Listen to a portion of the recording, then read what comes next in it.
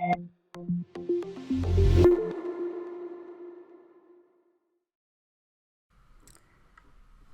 hello. Can folks hear me?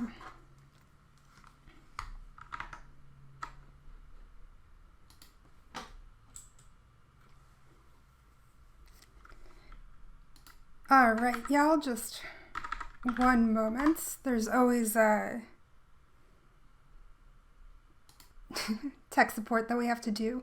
How's that? Can y'all hear me okay? All right. Hi, everyone. My name is Nina, and today I'm going to talk to you about debugging Python. And we're going to see how this talk goes today. Usually I've given it a few times before in front of a live audience.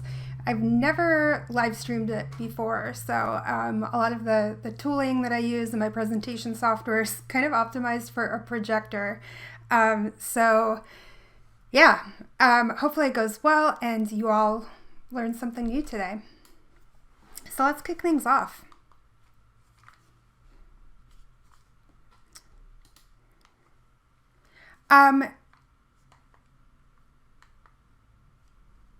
Usually, when I give this talk, I ask my live audience a question, and I ask folks to raise their hand in the room.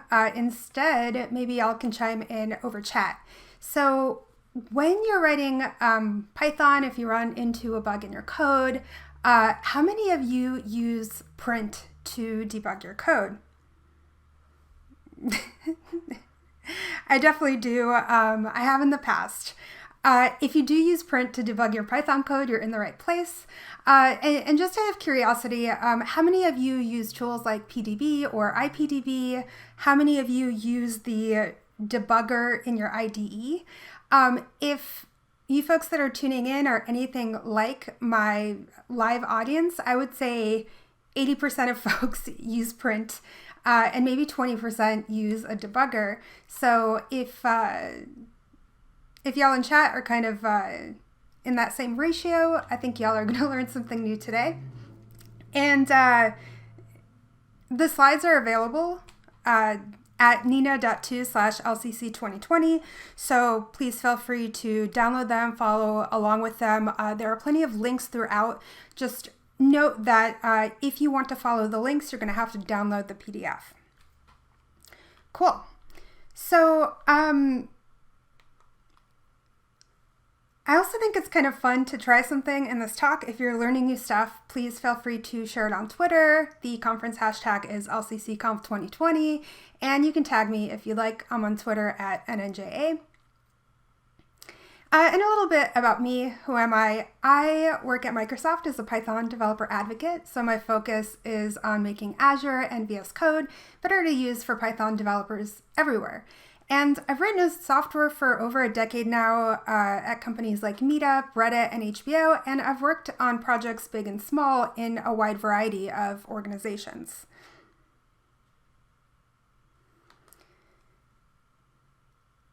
Oh. My clicker is not coordinating today. Let's see. Let's go back a few slides. Looks like we got a stuck button. The clicker continues to not work. I'll just use my keyboard, but y'all might hear some more typing in the background. So if you're already using print to debug, you might be wondering, what is the point of using debuggers at all? Well, the problem with print is that print doesn't really give us a lot of context. So if you've put prints in your code, you're probably familiar with the process of tweaking what you're printing out because you got it wrong, or adding something and then rerunning your code and tweaking your formatting and then running it again. I feel like we've all been here, but sometimes the bug is actually in your print statement, right? So you're like trying to figure out why something went wrong, and you're just like, you're printing out the wrong thing. And, you know, it's tedious. Like, there's a lot of tedium to it. So I wrote a little demo application that I'm going to be showing you today. It's a very, very simple Flask app. There's no data store. All it's doing is using the GitHub search API for popular libraries by stars based on the language. And the API data comes back as JSON, which is pretty standard stuff. And this is kind of the meat of the code.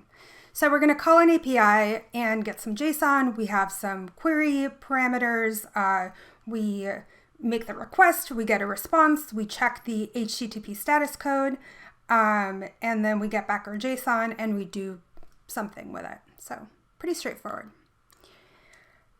So how would we debug this with print? Well, working with JSON can be annoying. You know, sometimes data isn't formatted or structured how you expect it. Other times there's large nested data structures. Or, you know, again, sometimes the bug is in your print statement and you spend a long time scratching your head. So, with a debugger, you're going to use a tool that's kind of right for the job. And let me kind of show you how it looks. We're going to see if this is going to work with my presentation software in full screen. If not, y'all might just have to give me a few minutes to rejigger some things. And I'll lose my fancy slide animations, but things will go a little bit smoother. So let's open up our code here. And here's our pretty simple, straightforward Python API. Here is the repos with most stars method that I was showing you earlier. Here is where we're getting our response JSON. So let's throw a print in there. Because I want to know what my items data structure looks like. And let's run our server. There we go. All right, moment of truth. Will the demo gods be kind to me today? They will not. All right, one sec, y'all. Let me get the secrets going and activate my virtual environment and make sure my Flask env is exported. And let's try that again. All right, there we go.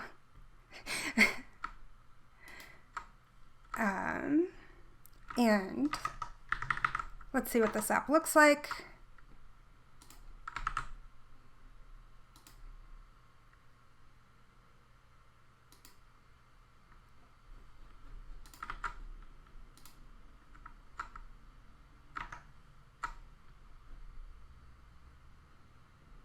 And there we go. That is printing out all of our JSON. And that, you know, this isn't great. Like, it's, maybe I'm gonna, you know, reformat my print and say, oh, I want to look at, you know, just one item. Maybe it's still kind of not giving me the keys that I was looking for.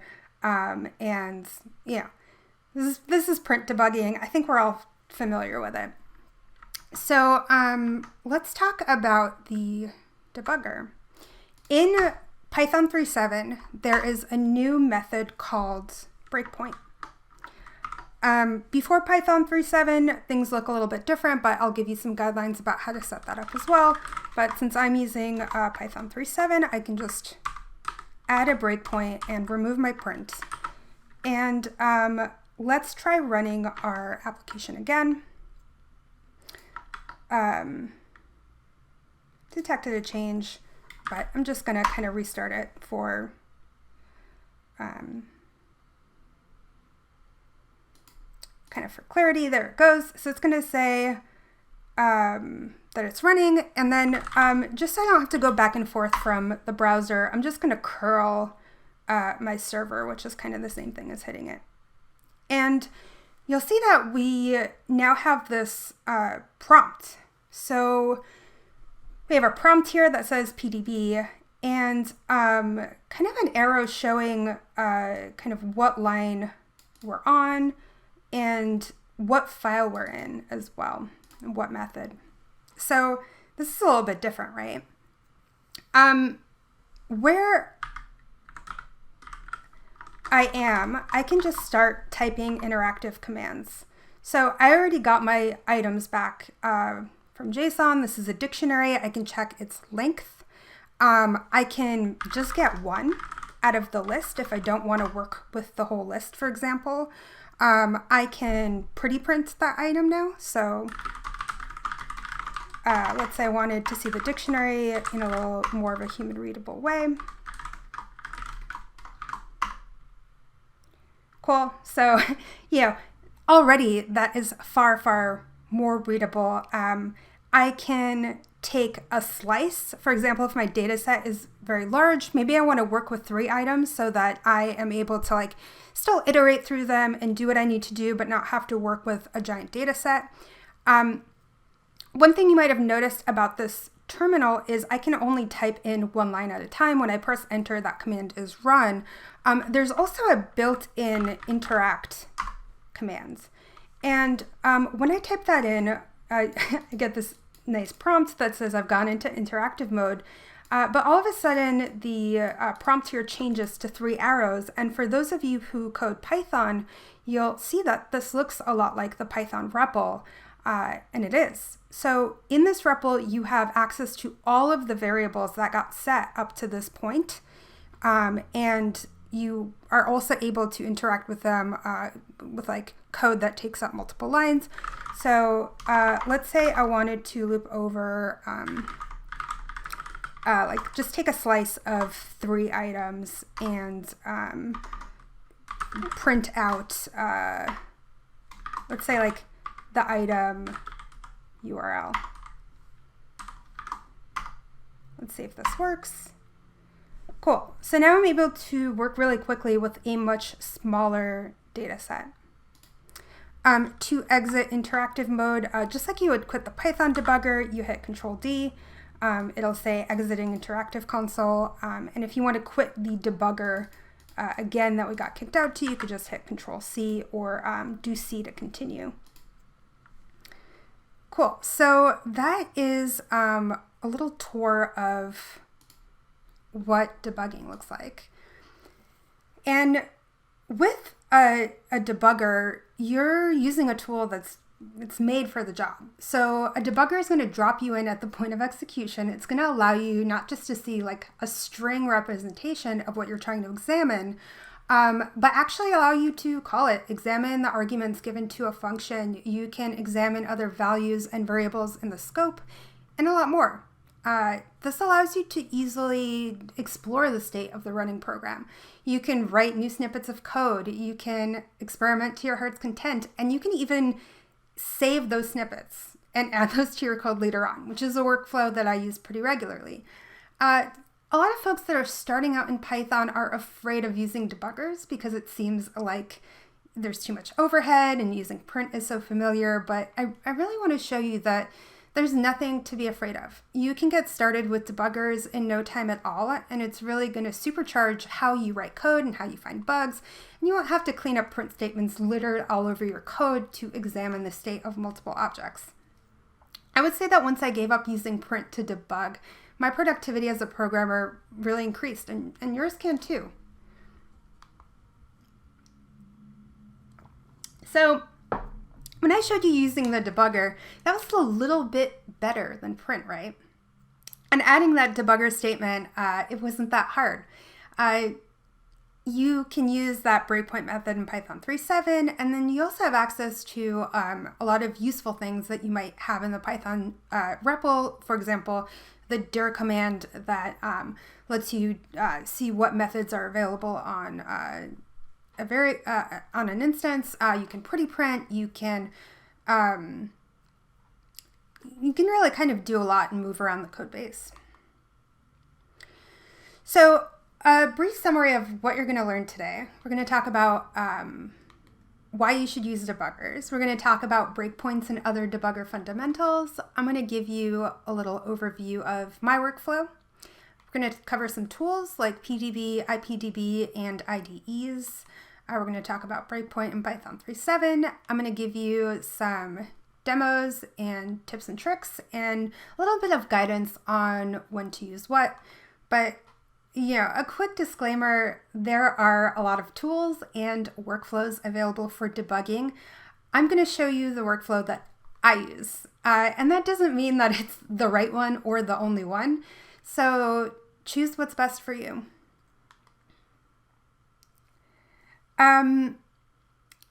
So different types of debuggers. We covered command line debuggers. The cool thing about PDB that I showed you earlier is it's included in the standard library. It's a great option. It's portable. You don't need to install anything else. And maybe you have a machine that has Python on it but is blocked down in other ways. PDB is just going to be there. But I tend to use something called IPDB. And it's based on the IPython interpreter. You can install that as a package with pip. It has a lot of the really nice features of IPython, syntax highlighting, better tab complete, and that's what I'm going to be showing you today. And command line debugging might look a little bit like this. Now, let's take a look at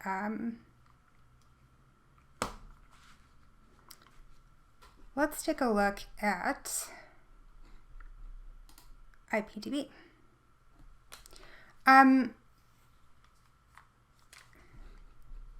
Sorry, one moment.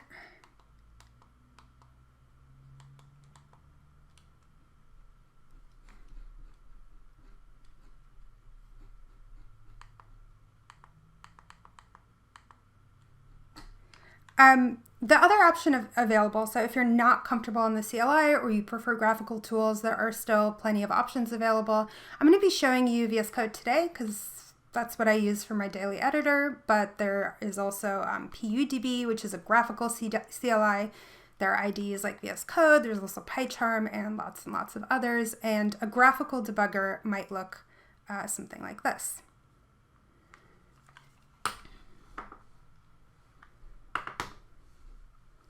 Cool, and let's take a look at how some of these work.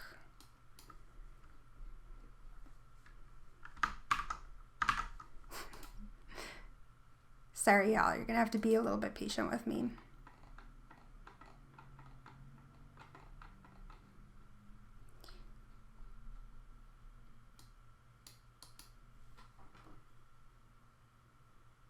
There we go. Sorry, slides are back.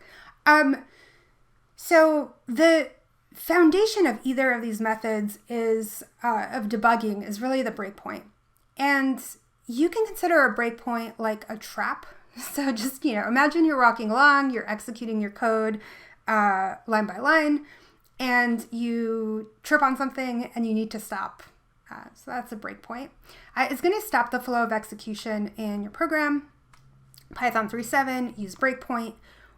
What are the advantages of the built-in breakpoint method in Python 3.7? You can set your debugger of choice very easily. So I like IPDB. It's a third-party package. It's not part of the standard library. It offers syntax highlighting, tab completion.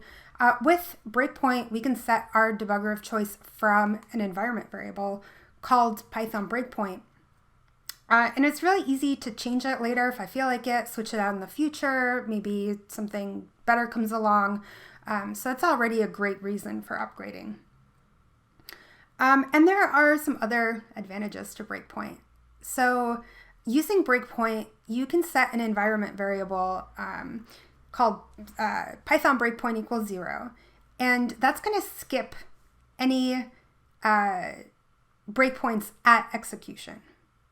So I'm going to talk about why that's important a little bit later on. If you're using a Python version less than 3.7, there are still other ways to add breakpoints directly to your code. You can import PDB and then call pdb.setTrace.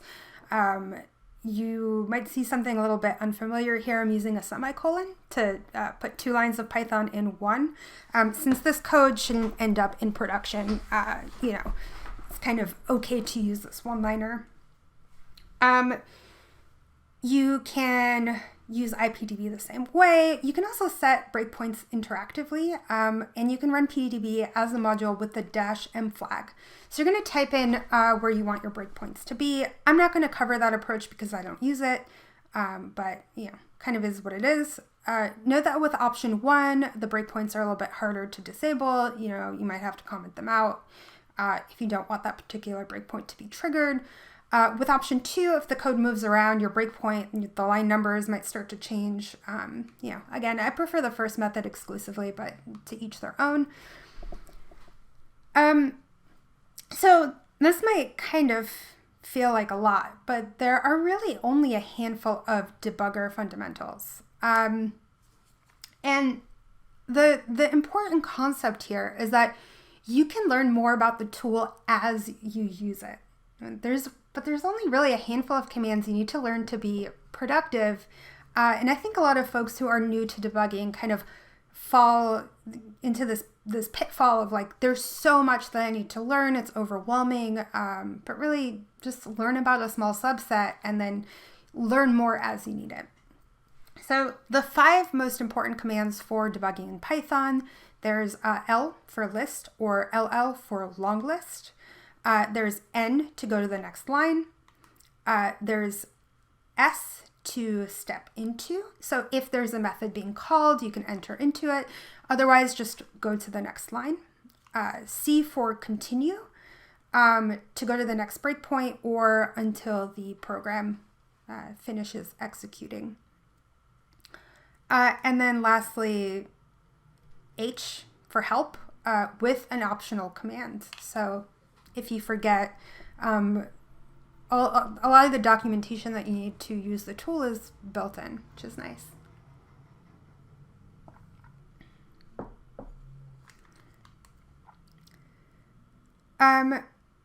Cool. There are a lot of other useful commands like R for return, which will jump to the return for the current function in execution.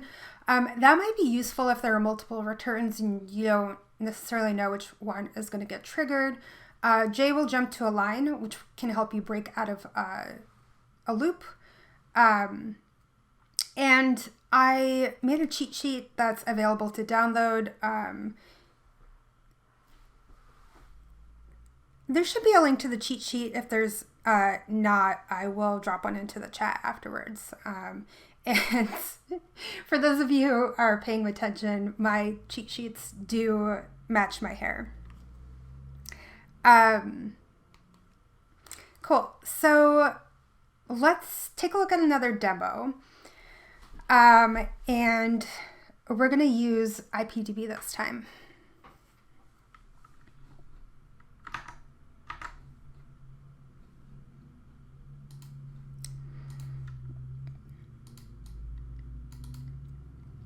Cool. So I still have my breakpoint set here.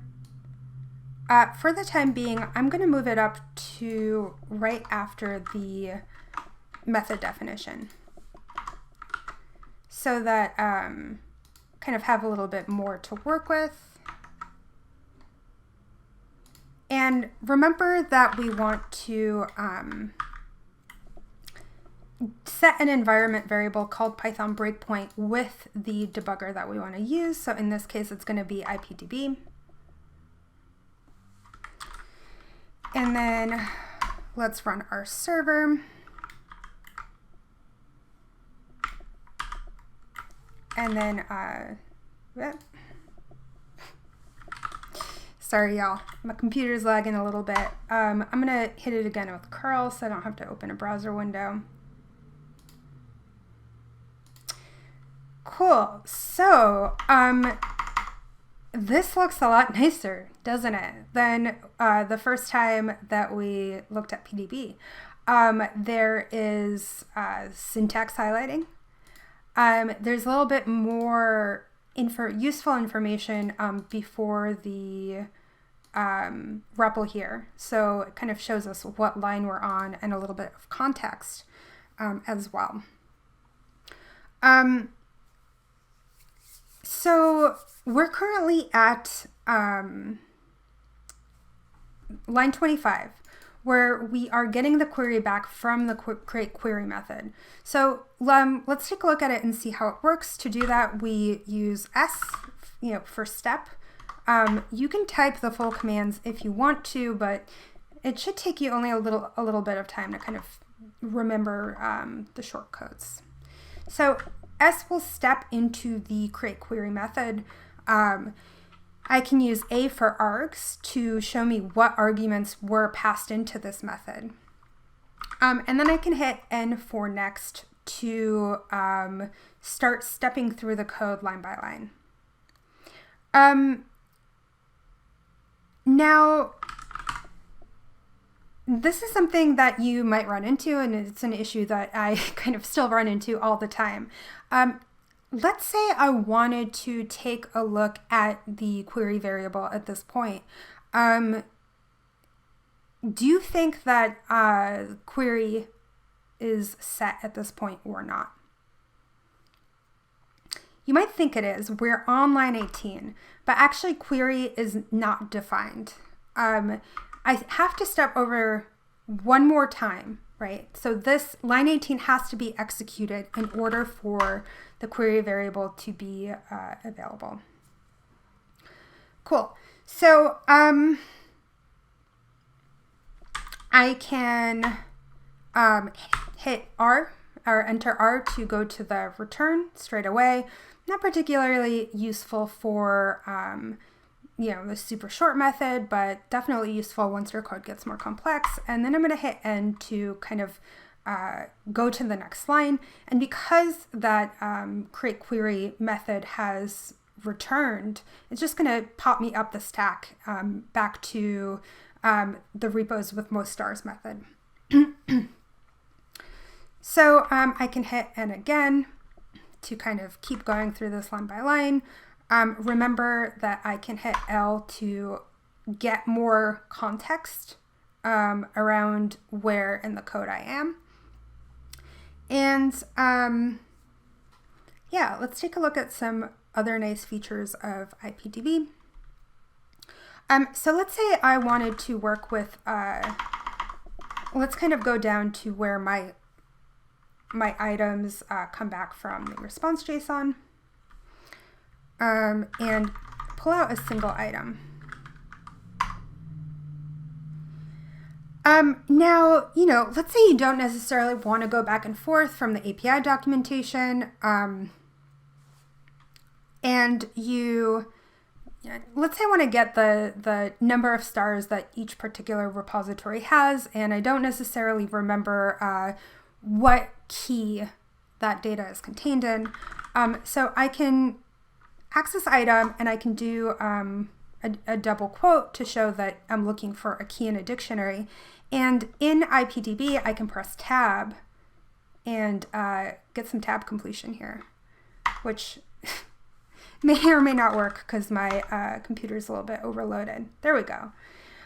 So if I enter the term star, because I'm looking for the list of stars, and I hit tab, I should see a list of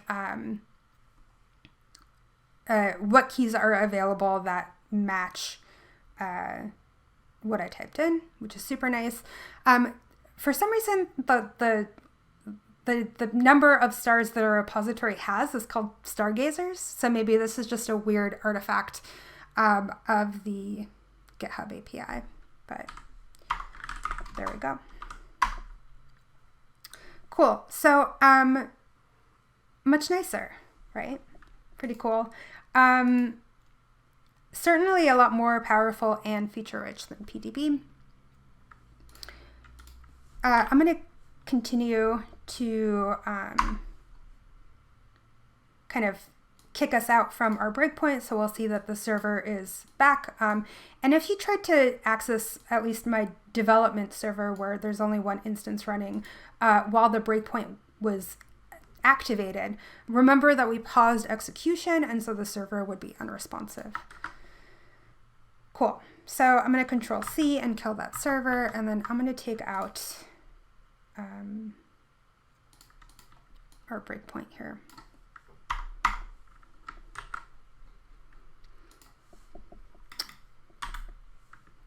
Cool. So let's cover debuggers and IDEs next. I use the Python extension for VS Code. I like VS Code. It is what I use for my daily editor. So I'm going to be showing its debug capabilities here. There are just kind of a few setup steps that you have to take. You have to download VS Code, install the Python extension because VS Code comes bare bones, and the power in VS Code is really the customizations. So install just the extensions that you need for the best experience, and then create a debugger configuration. I won't be showing this step because I already have a debugger config set, but the first time you run a debugger on a Python file, you'll see a list of options for which configuration you might want to select. And you're going to see some visual breakpoints when you're debugging in an IDE. And they kind of match to the terms and the ideas that we were using when we were doing this from the command line. So there's a play arrow for continue. There's an arrow that kind of jumps over, and that's next. A down arrow for step, an up arrow for moving up the stack, and then a reset and a stop button. And let's take a look at how that looks.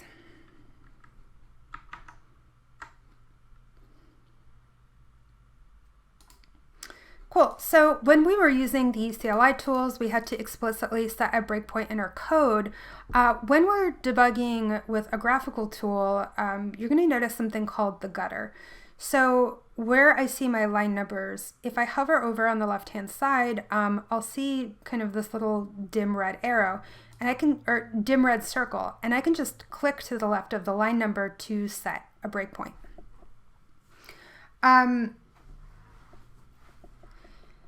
The debugger in VS Code is kind of located in this helpful extension tab. It has a little bug on it, so there we go. And once you have a debugger configuration, I have Flask set up here.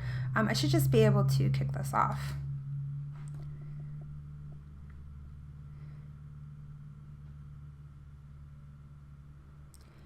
Cool. So we'll see that the debugger is running because my bar at the bottom changed from its normal color, which was purple. Now it's red to signify that the debugger is engaged. So I was using curl before to hit my server. In VS Code, something that's really nice, you can follow links in the terminal. You just command click them. So cool. I was able to hit this breakpoint. We'll see a little yellow arrow here signifying which line we're on, and then a yellow highlight signifying that we've stopped at the debugger. So let me step over this. One of the really nice things about VS Code is you can now you can just mouse over these variables and it'll show you what the values of them are. So that's a really, really nice feature of a graphical debugger. And there's a lot of helpful things kind of here on the left-hand side as well in the debugger panel. I'm going to make this a little bit bigger for a second. So we have all of our variables set up here. We can also add watch items. So these are variables that I kind of really care about what the value of them is through the course of execution. So I can add new ones here as necessary, and this watch window will auto update as the code runs, which is nice. And then here at the bottom here, I can see what breakpoints I have set, and I can check and uncheck them as necessary. And one more thing I want to show you before moving on is this debug console. So kind of clicking to the left of terminal, I can type in here and have autocomplete. And there's a really nice little console if you want to kind of do a little bit more with examining the state of your variables. Cool. So let me uncheck the breakpoint that I had set in my API method. You'll see that it's turned gray here. And I'm going to check the breakpoint that I had set in my template and then press play here to continue running my code. Cool. So we'll now see that I have stopped at a different breakpoint in my template in index.html. And just like in my code, I could mouse over variables here in the template as well. And for those of you who have written in templates in Python and kind of know how frustrating they can be to work with, this should be life-changing. Cool, so that's super nice. Let me stop this. Okay, so when do you want to use what? Because there are a lot of options. How do you know when to use what tool? To be clear, I rarely use PDB from the standard library. I think the functionality is too limited, but it's good to know about and handy when you're working on a machine where you can't install additional dependencies, for example. But my personal preference for CLI debugging, I like to CLI debug small programs and scripts. I use IPDB, and sometimes I just want to work from the command line. When I'm kind of working on a smaller code base, it's just kind of nice keeping compact. I tend to reach for an IDE debugger when my objects get complex or my code gets complex, if I'm working on a large code base, or if I need to dive in and debug templates. So, that's my strategy. Choose the strategy that works best for you. A few tips and tricks that I want to share with you. Pretty simple one. This took me a long time to figure out. I've spent a lot of time in the debugger pressing N for next or pressing enter to rerun the last command. If your debugger is stuck in a loop, you can use J to jump to a line outside of it in the CLI. In a graphical debugger, you can just set the next breakpoint, uncheck the one in the loop, and continue onwards. And for those of you who write code, you know how important tests are. If you ever have gotten stuck figuring out why a test is failing, just throw a breakpoint in that unit test. I do it all the time. It's really, really handy. And this is kind of a little bit more of an advanced hack, but it's kind of one of my favorites. I showed you interact earlier, and that the code that you execute in your interpreter is going to be available in your debugger. There's a trick to get interact to run the IPython interactive debugger instead, with syntax highlighting, tab completion, and then a lot of the fancy stuff that IPython has, like allowing for multi-line paste. I'm not going to cover a lot of IPython, but if you regularly use the command line REPL, check this out. You can download this from the short URL nino.2/pdbrc.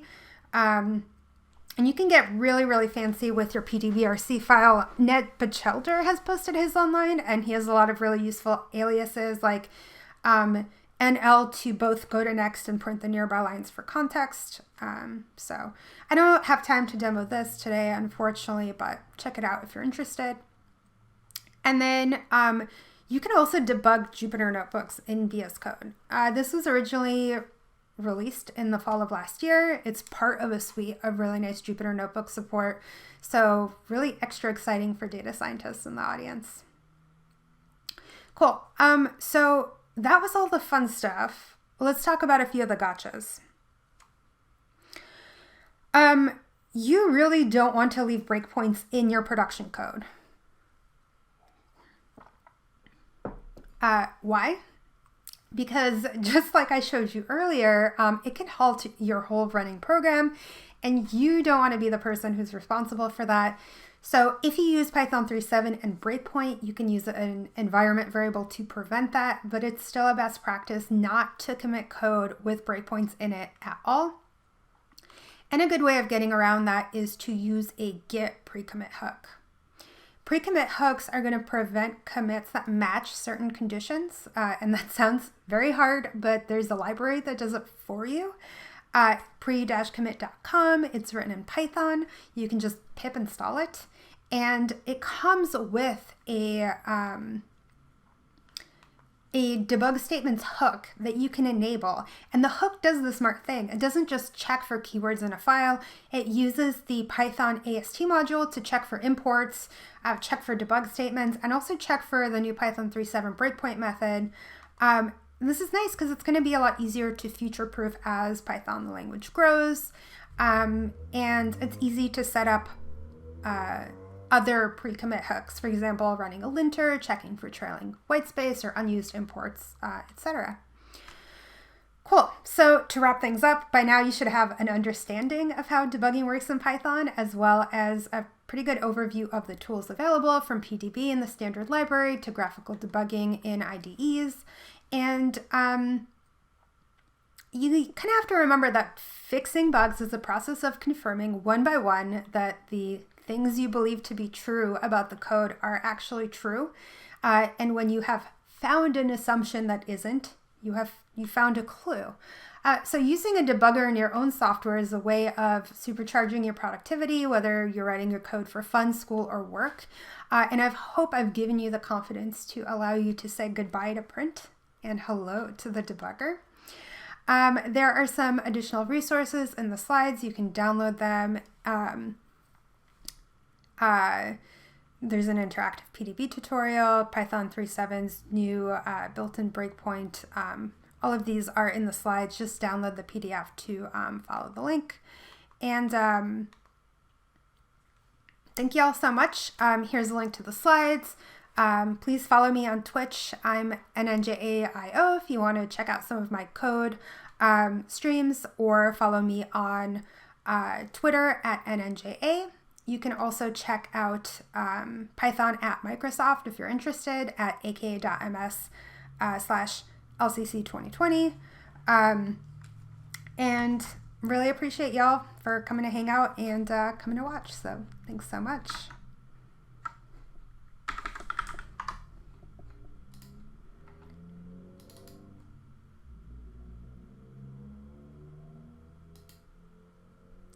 And I think we have time for a few questions.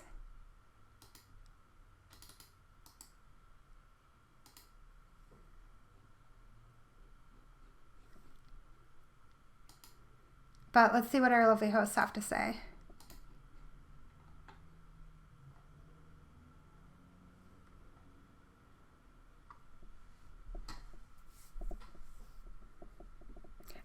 Cool. So we have a question. What extension am I using for the previous command typed on my terminal to show up? So I have a feeling that there might be a lot of questions related to my terminal. I have the very first Twitch stream that I did was me covering my terminal setup and a lot of the plugins that I use. So if you have questions about any of that, it'll take me a minute to grab that link from YouTube. I have the video uploaded there. So that is kind of an hour-long session that should cover all of those questions. I'm trying to remember which plugin I use for kind of the fish-like autocomplete. I think it's just Z-shell autocomplete.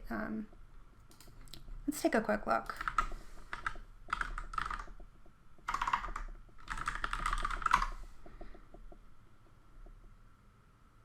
Yeah, here we go. ZSH auto suggestions.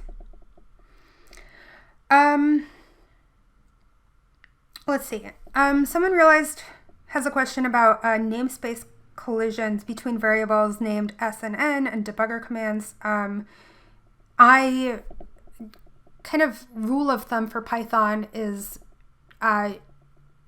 don't use single name variables. I broke the habit a long time ago, and I never do, not even for scratchy code that I'm writing. You know, using an IDE means it's just as easy to tab and autocomplete a variable name as it is to write a single letter one. I believe there's a way to escape debugger commands if you do have a single letter variable name, but the answer is you kind of don't even want to be in that position in the first place.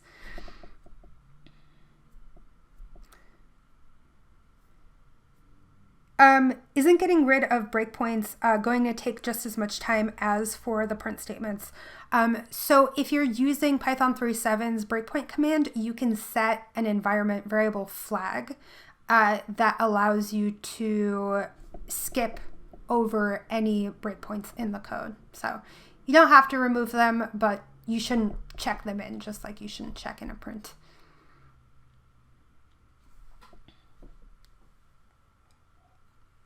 And again, there are other strategies that you can take for interacting with a debugger where the breakpoints are set interactively, or you pass in which lines you want to set the breakpoints on, and so you don't have to include breakpoints in your code at all.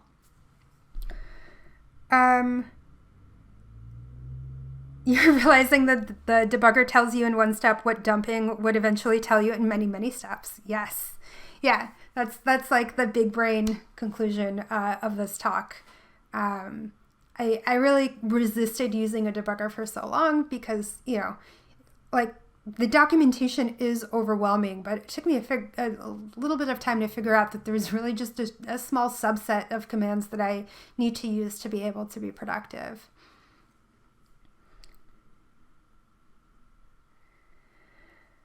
Will slides be available for download after the talk? Yes, they are available now at nina.2/LCC2020. That should be a link to SlideShare. Y'all let me know if it's not working. But to follow the links in the slides, remember that you have to download those slides as a PDF.